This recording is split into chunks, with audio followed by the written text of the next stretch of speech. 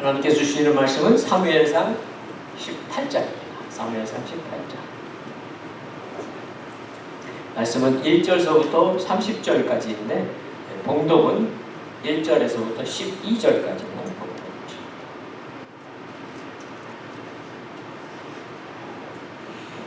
사무엘상 18장 1절서부터 12절까지 봉독하십니다.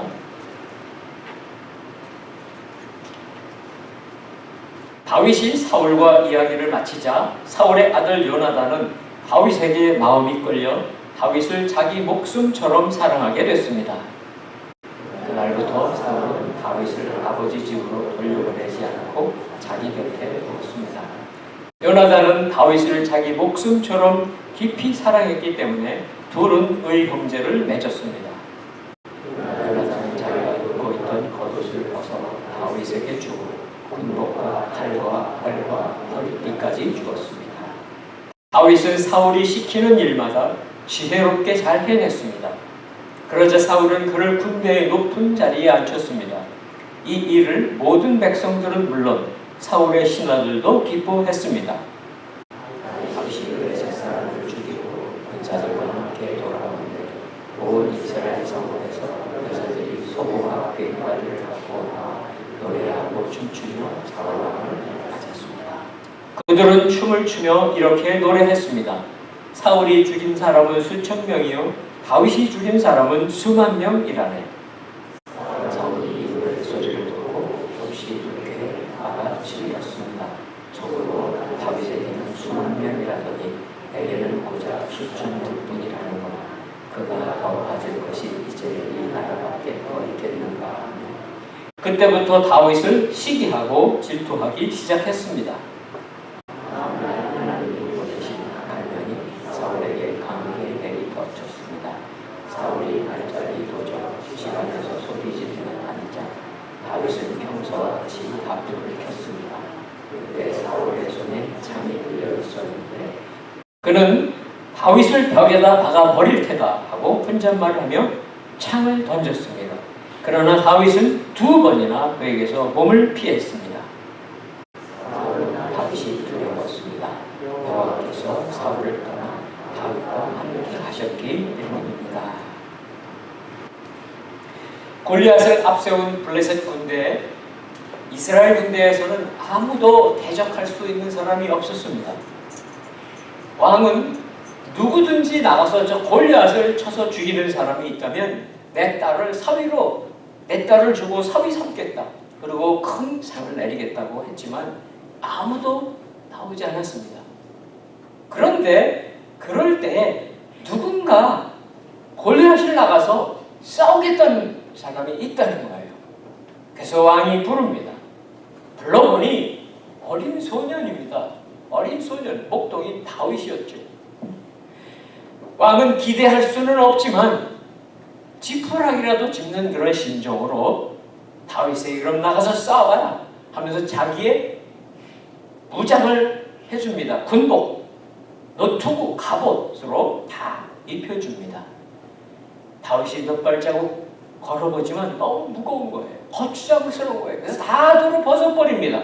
그리고 자기가 가지고 온 물맷돌 5개, 물맷 주머니, 그리고 막대기, 자기 목동의 옷을 입고 그리고 출발합니다. 골리앗을 향해서 이렇게 선포하죠.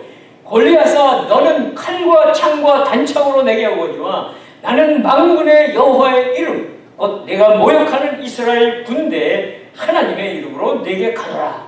선포하고 달려나갑니다.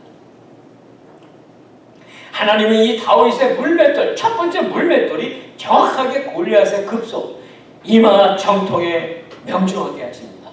그리고 쓰러지고 다윗이 달려가서 그 골리앗의 칼을 뽑아서 그의 목을 팹니다. 이 상황을 보고 있던 이스라엘 군대들이 갑자기 사기가 충천해져가지고 무서워 도망가는 블레셋을 추적합니다. 완전히 대승리를 거뒀습니다. 엄청난 승리. 일어날 수 없는 승리죠. 어린 소년이요. 조금 성장했겠지만 목동에 지나지 않는 소년이 어떻게 골리앗을 쳐 부술 수가 있단 말인가요? 이 전쟁을 통해서 다윗은 아무 이름도 없던 소년에서 일약 이스라엘의 영웅이 됩니다. 그리고 사울 왕에게 안내되는 거예요. 사울 왕을 만납니다. 오늘 1절에 보니까 사울 왕을 만났어요. 그런데 이 왕과 함께 등장하는 사람 바로 요나단이 등장합니다. 1절 보니까 사실 다윗이 왕궁에 사울 왕이 많이 정신적으로 고통을 당할 때마다 와서 하프를 켰잖아요. 그러니까 자주 드나들긴 했지만 누가 알았겠어요? 신하들 몇은 알았겠지만.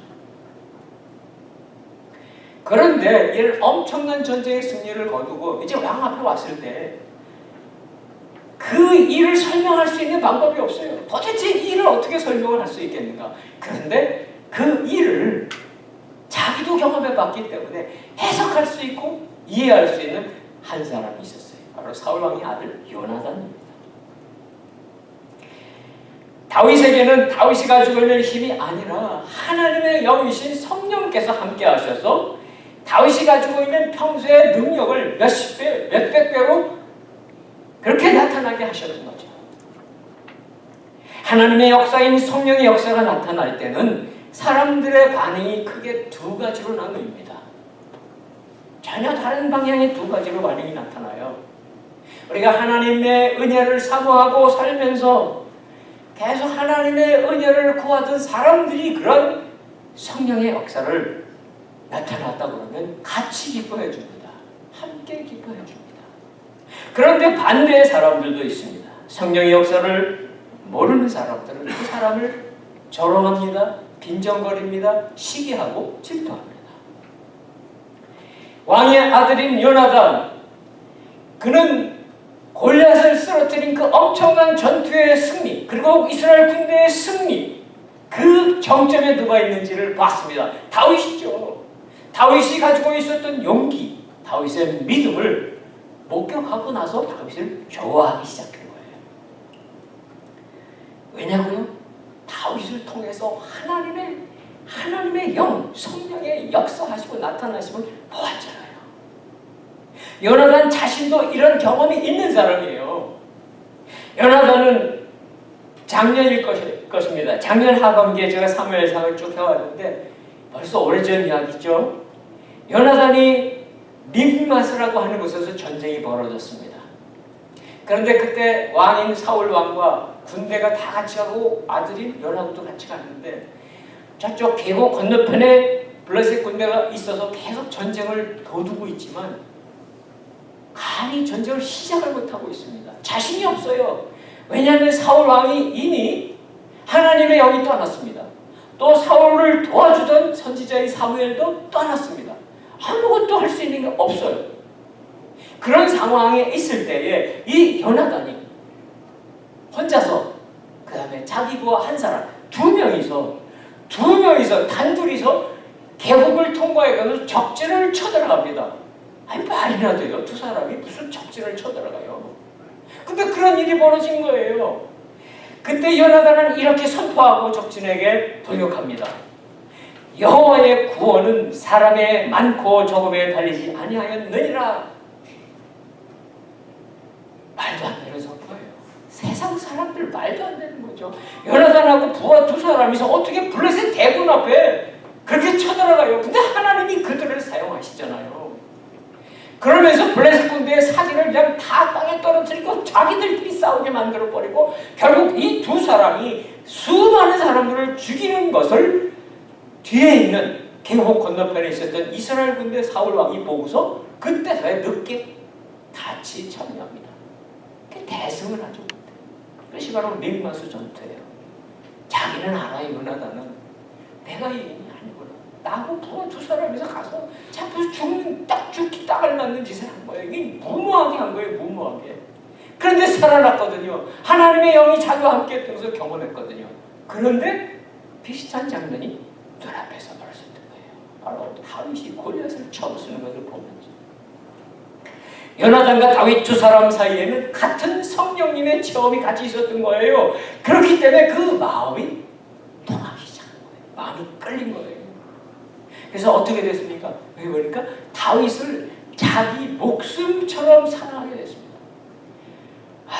이 설명이 참 어렵습니다. 그러나 이런 일은 반드시 하나님을 통해서, 하나님의 영을 통해서만 일어날 수 있었던 거예요. 우리 3절, 4절 같이 한번 읽습니다. 3절, 4절 같이 읽습니다. 시작. 요나단은 다윗을 자기 목숨처럼 깊이 사랑했기 때문에 둘은 의형제를 맺었습니다. 요나단은 자기가 입고 있던 겉옷을 벗어 다윗에게 주고 군복과 칼과 활과 허리띠까지 주었습니다. 그러니까 이 두 사람은 서로 친구가 된 것뿐만 아니라 서로 형님과 동생이 된 거예요. 나이는 요나단이 더 많죠.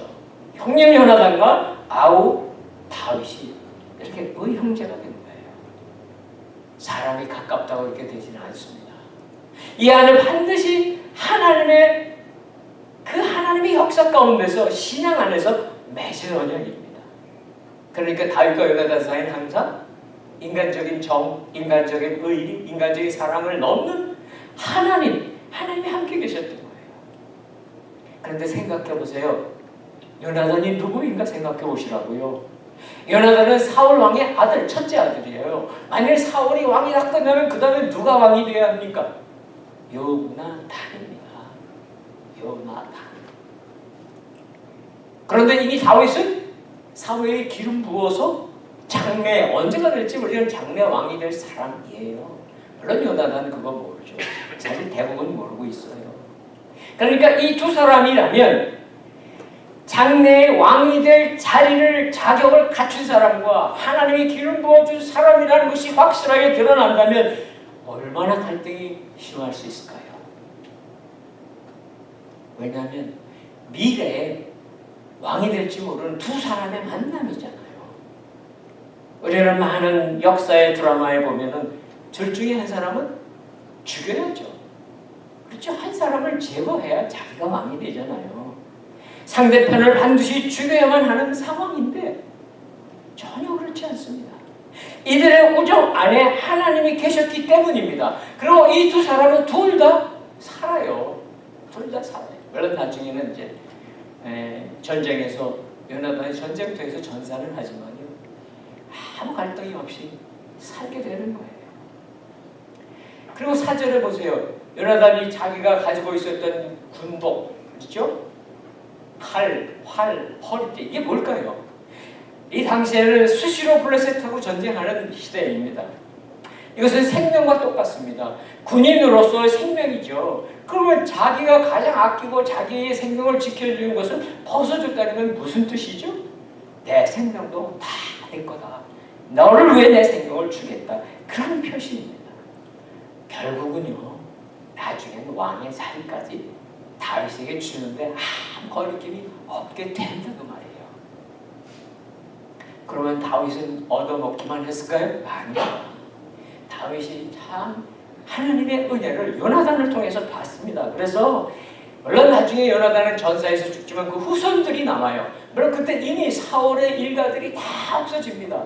그런데 요나단의 후손이 남아있을 때에 백성들이나 신하들은 그거 뭐 몇 명 남아있는 사람들 챙길 필요 없습니다 그러지만, 반대에도 불구하고 요나단의 후손들을 내 가족처럼 자기 왕궁에서 같은 밥상에서 밥을 먹게 해주고 보호해줍니다. 사랑하는 성도 여러분, 나도 이런 친구가 하나 있으면 좋겠다, 그런 마음 들지 않으세요? 그러나 이 시대가 그런 친구를 허락하지 않습니다. 더군다나 이 멀리 나그네된 이 땅에 와서 사는 삶 중에 여러분 정말 친구 있으십니까? 없어요. 참 없습니다. 쉽지 않습니다. 그런데 오늘 저는 여러분에게 분명한 친구 한 분을 소개해 드리고 그 다음으로 넘어가고 싶습니다. 요한복음 15장 15절 자막을 같이 한번 읽을까요? 예수님 말씀입니다. 예수님 말씀이다 한번 같이 읽습니다. 시작. 나는 이제부터 너희를 종이라고 부르지 않겠다. 종은 주인의 일을 알지 못하지만 나는 너희에게 내 아버지께 들은 것을 모두 알려주었으니 친구라고 부르는 것이다. 바로 우리 구세주이신 예수 그리스도 주님께서 우리를 친구라고 불러주시겠다는 것입니다. 예수 그리스도 주님은 정말 좋은 친구가 되십니다. 우리는 누구를 믿다가, 그렇죠, 배신당할 때 그 상처가 얼마나 큽니까? 그렇지만 주님은 항상 우리를 찾아오시고 믿어주시는 친구라는 거예요. 내가 어려운 상황에 빠져 있거나 실패했을 때 세상 사람들은 떠날 것입니다. 세상 친구들은 등질 것입니다. 그러나 오히려 그럴 때 나를 찾아오셔서 괜찮아. 나는 너를 믿어. 너는 다시 일어서서 얼마든지 할 수 있어 라고 말씀해 주시는 참된 친구이신 예수 그리스도, 그분을 여러분의 친구로 모시고 살아가시기를 축원합니다. 그분밖에 사실 없어요. 세상의 친구 별 깊이 들어가지 않습니다. 자, 보세요. 요나단은 어떤 성품을 보이고 있습니까? 다윗의 승리를 조금도 시기하지 않아요. 질투하지도 않아요. 이유는 무엇이라고요? 그 안에 요나단의 마음속에 하나님의 마음이 있기 때문에 그래요. 하나님의 사랑이기 때문입니다.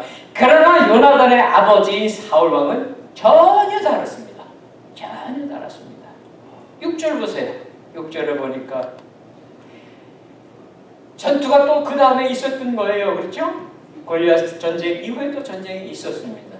물론 본문에는 안 나와 있지만 분명히 왕도 같이 나갔을 것입니다. 이 당시에 왕이 다 같이 나가니까요. 그리고 다윗도 나갔을 것입니다. 전쟁 다 승리하고 돌아옵니다. 돌아올 때에 백성들은 승전가를 불러주고 노래하고 축하해 줍니다. 그때 문제가 생기기 시작합니다. 이 군대의 최고사령관은 왕이죠. 사울 왕. 그러면 이 승리의 큰 이 놀라운 승리의 상급은 누가 받아야 됩니까? 왕이 받는 게 맞습니다. 공은 왕에게 돌아가야 맞습니다. 그런데 돌아오는 군대, 사울왕과 군대를 환영하는 여인들의 노래가 조금 이상했어요. 7절 보세요. 7절에 보니까 이렇게 노래합니다. 사울이 죽인 사람은 수천 명이요 다윗이 죽인 사람은 수만 명이라네. 이제 우리말 성경이 이렇게 번역이 되어 있는데 원래 성경은 개역 성경이 더 정확해요. 노래, 이건 노래입니다. 노래라고 하는 것을 생각하세요. 사울이 죽인 자는 천천히요 다윗은 만만이네. 그렇게 노래했습니다. 천천히요 만만이다. 사실 천천히나 만만이나 혹은 백이나 많다는 숫자입니다. 그렇죠? 백이나 천이나 만이나 우리가 숫자 개념이 지금이야 뭐 엄청난 숫자 개념이 커졌지만 옛날에는요 숫자 개념이 다 작았어요. 백도 많은 거고 천도 많은 거고 만도 많은 거예요. 그런데 천천이라고 하는 것도 많다는 뜻 아니에요. 만만도 많다는 뜻이었기 때문에 사실은 그게 그거입니다. 그런데 이 노래를 듣는 수많은 사람들은 잘 들었건만 오직 한 사람은 이 노래를 듣고서 뒤집어집니다. 뒤집어져. 물론 이 노래 안에는 왜 그럼 여인들이 이렇게 불렀을까? 우리는 모르죠. 약간의 미인심이 들어있긴 할 거예요. 그렇죠. 8절 같이 읽습니다. 8절입니다. 8절 시작. 사울은 이 노래소리를 듣고 몹시 불쾌해 화가 치밀었습니다. 속으로 다윗에게는 수만 명이라더니 내게는 고작 수천 명뿐이라는구나. 그가 더 가질 것은 이제 이 나라밖에 더 있겠느냐 하며.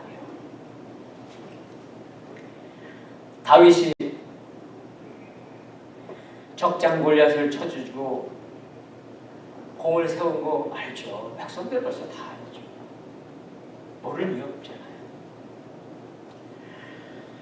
사울이 그 다음 전쟁이긴 하지만 왕으로서 자기가 더 높은 점수를 받았으면 했는데 물론 그럴 생각도 안 했겠지만 이 노래를 듣고서 속이 뒤집어진 거예요. 마음이 상한 거예요. 여기 나와 있는 것대로 몹시 불쾌한 다음에 분노가 치솟았습니다. 그런데 여기 보세요. 속으로 생각했습니다. 속으로. 사울이 속으로 생각한 거예요. 사람한테 말한 게 아닙니다. 사람들은 몰랐습니다. 그런데 성경에 기록되어 있죠. 어떻게 기록됐을까요? 하나님이 다 듣고 계셨다는 거죠. 이 성경을 쓰는 사람을 통해서 그대로 기록하게 하신 겁니다. 속으로 생각한 거예요. 다윗이 나를 쫓아내고 왕의 자리에 앉겠구나. 아니 다윗이 그런 생각을 했습니까? 꿈에들 생각했겠습니까? 사울 혼자서 이런 판단을 한 거예요. 그러고 나서 사울의 성품이 완전히 이상해지기 시작합니다. 다윗에 대한 질투, 그 시기와 질투의 악순환에 빠져들라고 합니다. 그러고 나서 그의 인생의 나머지 인생이 완전히 변질되고 파괴되고 그렇게 되고 맙니다. 물론 왕 노릇을 계속해요. 왕 노릇을 하지만 그의 인격이 완전히 비정상적인 사람, 그런 사람으로 변하고 만 시작이 바로 이 반절이에요. 자, 우리 10절과 11절 같이 읽습니다. 10절과 11절 시작. 다음날 하나님이 보내신 악한 영이 사울에게 강하게 내리덮쳤습니다. 사울이 발작이 도져 집안에서 소리 지르며 다니자 다윗은 평소와 같이 하프를 켰습니다. 그때 사울의 손에 창이 들려 있었는데 그는 다윗을 벽에다 박아버릴 테다 하고 혼잣말을 하며 창을 던졌습니다. 그러나 다윗은 2번이나 그에게서 몸을 피했습니다. 사실 전쟁을 이긴 거잖아요. 골리앗 전쟁에서도 이겼지만 그 다음 전쟁에서도 이겼다고요.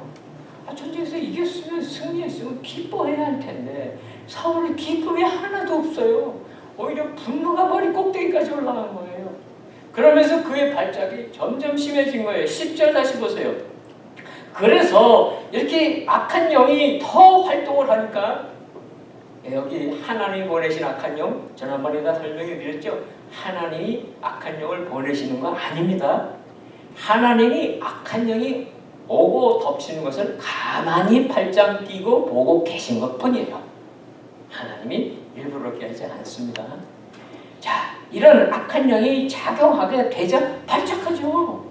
그랬을 때에 신하들이 옆에 있다가 했을 거예요. 빨리 하프 키는 사람 불러서 하프를 켭시다.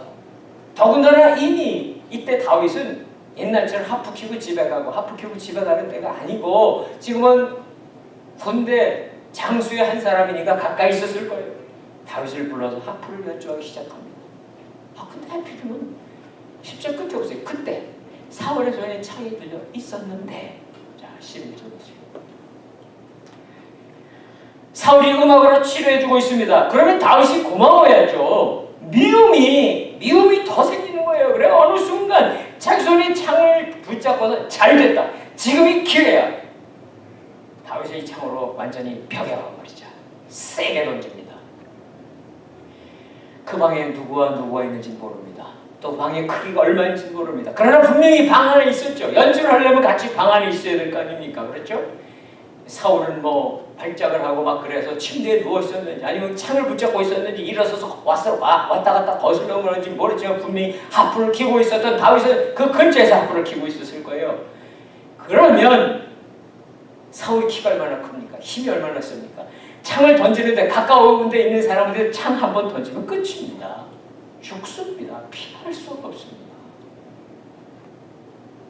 그런데 한 번이요? 아닙니다. 2번이나 창을 던집니다. 이것은 우발적인 일이 아닙니다. 제정신은 아니지만 제정신 아닌 거에 더하기 악한 의도가 들어 있었습니다. 살인하고자 하는 의도가 있었던 거예요. 변명할 수 없습니다. 의도적으로 다윗을 죽이려고 했던 거예요. 자, 그러면 왕이 처음에 한 번 던지고 그다음 저 같았으면은 한 번 왕으로 창을 아니죠. 사울이 창을 던져면 치던 켜던 하포도 내 동생이 치고 도망가야죠. 36개에서 도망가야지. 왜 그 자리에 있다가 2번이나 창을 맞을까요? 그리고요 창을 던지면 죽습니다. 아니 직접적으로 다윗은 대항하지 않았어요. 피하지도 않았어요. 이렇게 창이 날라오니까 그 다음에 또 창이 날아올까 뭐 책상 뒤에 숨었다? 그게 아닙니다. 아무리 악한 영이 사울을 충동질하여 다윗을 공격하고 죽이려고 해도 지켜주시는 분이 다윗과 함께하고 계십니다. 하나님께서 다윗과 함께 하시기 때문입니다. 다윗이요 몸이 날래기 때문에 그렇죠. 젊은 소년이니까 창 던지는 0.0001초 사이에 확 해가지고 몸을 피했다? 그런 게 아니라고요. 얼마나 안타깝습니까? 다윗의 입장이 되어보십시오. 세상에 이럴 수가 있습니까?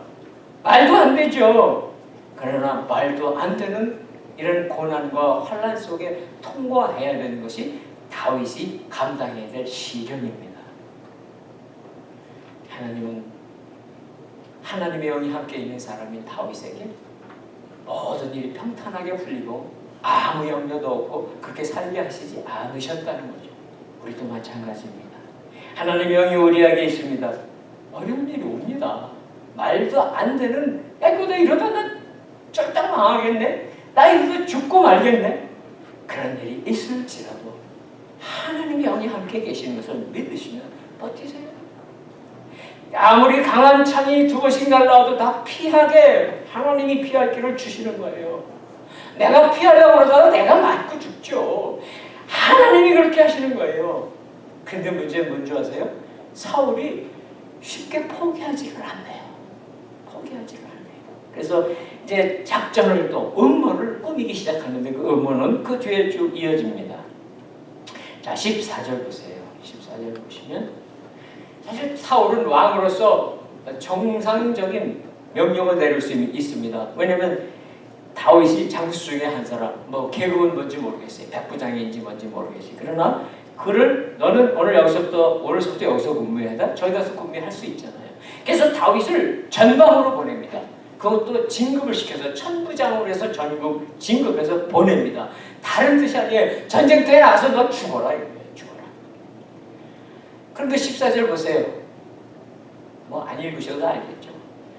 천부장이 돼서 가는 곳마다 그러니까 큰 전쟁 아니더라도 블레셋이 수시로 전쟁을 벌이면 어디든지 가는 데마다 가는 곳마다 승리했습니다. 그 이유는 무엇입니까? 다윗이 원래 무술이 뛰어나서 다윗이 가지고 있는 무기가 요나단이 준 창이기 때문에 아닙니다. 한 가지 이유밖에 없는 것은 여호와께서 그와 함께 하셨기 때문입니다. 하나님께서 위험을 막아주실 뿐만 아니라 이제는 그 하나님께서 함께 하시는 것을 15절 16절 보세요. 사람들이 이제 다 압니다. 16절 보세요. 16절. 백성들을 잘 이끕니다. 물론 군사들도 이끌어야지만 전쟁이 일어나면 또 백성들도 피할 사람은 피하라고, 또 이렇게 물건을 좀 공급할 사람은 식량이라도 갖다 주라고 백성들은 명령해야 되잖아요. 너무 잘해. 백성들을 앞장서서 잘 인도하는 리더십 때문에 백성들도 다 그를 좋아합니다. 이스라엘을 백성들은 점점 다윗을 더 사랑하고 존경하게 되는 반면에 사울은 점점 더 다윗이 두려워지고 있습니다. 17절 같이 읽습니다. 17절 시작. 사울이 다윗에게 말했습니다. 내 큰딸 메랍을 내게 시집 보낼 테니 너는 그저 나를 위해 여호와께서 함께 하시는 전쟁에서 용감하게 싸우면 된다. 그러나 사울은 속으로는 내가 직접 그를 치지 않고 블레셋 사람들이 치도록 해야겠다라고 생각하고 있었습니다. 이게 다시 또 음모를 끝이 없어요. 끝이 없어요. 또 음모를 꾸미는 거예요. 사실 여기 보세요. 내 큰딸 메라를 주겠다고 한 역사는 벌써 오래됐습니다. 한참 전에 골리앗과의 전쟁 때 골리앗을 나가서 싸워서 이기는 사람에게는 내 딸을 주겠다, 사위 삼겠다고 약속했었지만 다윗이 그 일을 했었지만 안 지켰습니다. 그렇다고 다윗이 따진 것도 없습니다. 그래서 사울은 자기 약속도 이제 다시 한번 지킬 겸 다윗을 제거시킬 음모를 꾸민 거예요. 그래서 야 이제 내 큰딸 너한테 줄 테니까, 그러면서 하는 표현이 너무 좀 안 맞아요. 보세요. 너는 그저 나를 위해 여호와께서 함께 하시는 전쟁에서 용감하게 싸우면 된다. 아니 제정신이 아닌 사람인데 말은 바로 하죠. 세상에 이런 일이 있습니다. 그러니까 하나님의 영이 떠난 사람에게도 이런 일이 있어요. 자기가 한 말은 아니에요. 그런데 잘 보셔야 돼요. 하나님의 말을 이용하는데 그의 뜻은 뭐예요? 마귀짓을 해요. 마귀짓. 이게 바로 오늘 사울을 통해서 보여주는 거예요. 사울은 간교하게 이 싸움을 여호와께서 함께 하시는 전쟁이다, 이게 명령까지 해준다는 거예요. 물론 다윗은 사울의 요구대로 블레셋 족속과 용감히 싸웠습니다. 엄청난 승리를 또 거뒀습니다. 그럼 약속 이제 지켜야 될 거 아니에요. 또 안 지켜요. 그래서 일방적으로 자기 딸을 메랍을 다른 사람에게 결혼시켜 보내버려요. 약속 위반. 다윗이 뭐 따지지도 않지만 뭐라 그러지도 않습니다. 물론 실망했을 수 있겠죠. 그렇죠? 다윗은 하나님을 의지하면 전혀 괴념치 않고 있었다. 자, 또 실패한 거예요. 그러면 끝날 게 아니. 또 다른 음모를 또 꾸밉니다. 그것이 바로 20절, 21절에 자, 20절 보세요. 읽지 않으십니까? 보니까 이제 사울이 딸이 또 있어요. 메랍 말고도 아마 둘째인지 셋째인지 모르지만 미갈이라고 하는 딸이 있는데 미갈이 다윗을 좋아한다는 것을 들었어요. 전해 들었어요. 그래서 이제 21절 보여주세요. 21절 보면 사울이 또 업무가 뭐냐? 그럼 미갈을 주어서 다윗에게 덫이 되게 해야 되겠다. 블레셋 사람 손에 또 죽게 만들어야 되겠다. 그래서 다시 사울이 다윗을 불러서 이제 미갈 줄게. 내가 하려는 대로 해. 그런 게 된 거라는 거예요. 그런데 재밌는 게 뭔지 아세요? 사실 이번 작전은 더 치밀해요. 이건 꼼짝없이 죽어야 돼, 다윗이. 진짜 죽어야 돼. 조건이 뭐냐면 우리가 다 있지는 않지만 제가 요약해 드릴게요. 자, 한 번 속임 당했죠. 메랍을 통해서. 거기 또 다른 딸을 주겠다고 한들 다윗이 이렇게 답답해 하겠습니까? 안 할 거예요. 그러니까 이제 사울이 신하들을 통해서 다윗을 가서 설득하라고 하는데 설득하는 방법이 이거였습니다. 이 당시에는 다 이렇게 신부를 맞이하려면 지참금을 내야 돼요. 지참금. 근데 다윗이 뭐 돈이 있겠어요? 뭐가 있겠어요? 근데 다윗에게 너 지참금 낼 수 없잖아. 그러니까 지참금 대신에 블레셋 사람 100명의 양피를 베어온 것을 조건으로 하자. 생색을 내는 거예요. 지참금 돈 안 내도 돼. 그 대신에 100명을 죽여야지만 얻을 수 있는 게 양피 100개예요. 생각해보세요. 100명을 죽이는 일도 어렵지만 이게 불가능한 일입니다. 뭐 전쟁터에 전쟁터도 아니고 뭐 전쟁을 하는 것도 아닌데 이 일을 시도하다가 죽으라는 게 죽으라는 거예요. 참 악하죠. 참 악하죠. 그런데 다윗에게 돈은 없지만 있는 게 있어요. 다윗에게 돈은 없지만 함께 계신 하나님이 계십니다. 그리고 하나님께서 주신 용기가 있습니다. 싸우는 걸 두려워하지 않는 용기가 있어요. 그래서 사울 왕이 다윗에게 기간을 준 것 같아요. 얼마만큼 줬는지 몰라요. 그것이 뭐 열흘을 줬는지 뭐 얼마를 줬는지 몰라요. 기간을 줬겠죠. 그런데 다윗은 기간이 되기도 전에 부하 몇 명을 데리고 가서 블레셋에 가서 200명을 죽입니다. 200명. 그리고 양피 200개를 가져가지고 오는 거예요. 어떻게 됐습니까? 사울은 100개만 가져와도 된다고 그러면 그거면 다윗은 다 죽을 줄 알았는데 오히려 자기가 요구하는 것에 갑절이나 되는 전리품을 가지고 온 다윗에게 미갈을 주지 않을 수가 없거든요. 자, 이제 말씀 마무리하겠습니다. 28절, 29절 같이 읽습니다. 28절, 29절 시작. 여호와께서도 다윗과 함께 하시고 자기 딸 미갈도 다윗을 사랑하고 있음을 보고 사울은 더욱더 그를 두려워해 다윗을 평생 동안 원수로 여기며 살았습니다. 사랑하는 성도 여러분, 다윗에게는 사실 아무것도 있는 게 없었습니다. 여호와 하나님이 그와 함께하고 계셨습니다. 여호와 하나님. 그래서 사울이 몇 번씩 올가미를 씌우고 음모를 꾸미고 해도 또 풀어나고 또 풀어나고 또 살아나고 도대체 이를 어떻게 해석할 수 있습니까? 하나님은 다윗에게 용기를 주십니다. 믿음을 주십니다. 지혜를 주십니다. 그래서 아무리 어려운 문제에도 그냥 돌파하는 거예요. 그냥 가는 거예요. 다 풀려요. 다 풀려요. 사랑하는 성도 여러분, 우리 앞에 문제 많이 있습니다. 당연히 있습니다. 장애물 얼마나 많습니까? 그러나 우리 문제보다 우리 장애물보다 어느 우리에게 주신 몸과 피로 우리에게 주신 예수 그리스도 그분이 나에게 함께 계시다면 정말 나에게 함께 계시다면 그 믿음으로 다시 한번 뚫고 나오세요. 다시 한번 일어서십시오. 그것이 무엇이든지 마찬가지입니다. 사람의 문제이든 재정의 문제이든 자녀들의 문제이든 마찬가지입니다. 우리가 풀 수 없는 문제, 우리 힘으로 푸는 것이 아니고 바로 내 안에 살아계신 예수 그리스도 그분이 풀어주시겠다고 약속하시는 그 음성 들으시는 우리 모두 되시기를 주님의 이름으로 축원합니다. 기도하겠습니다. 하나님 아버지, 우리는 때로는 가지고 있는 것이 많아서 내가 가지고 있는 지식도 있고 내가 가지고 있는 기술도 있고 직장도 있고 자녀도 있고 은행에 어느 정도의 잔고도 있고 그런 것들 때문에 우리는 그저 편안히 살고만 하고 싶을 때가 있습니다. 그런데 현실은 그렇지 않습니다. 편하게 살라고 가만 놔두지 않습니다. 끊임없이 문제가 생깁니다. 끊임없이 공격하는 사람도 있고 상황도 있습니다. 사랑하시는 하나님의 음성을 오늘 내가 듣기 원합니다.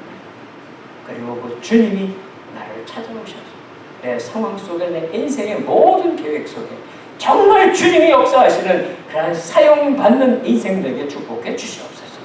예수 그리스도의 이름으로 기도드립니다.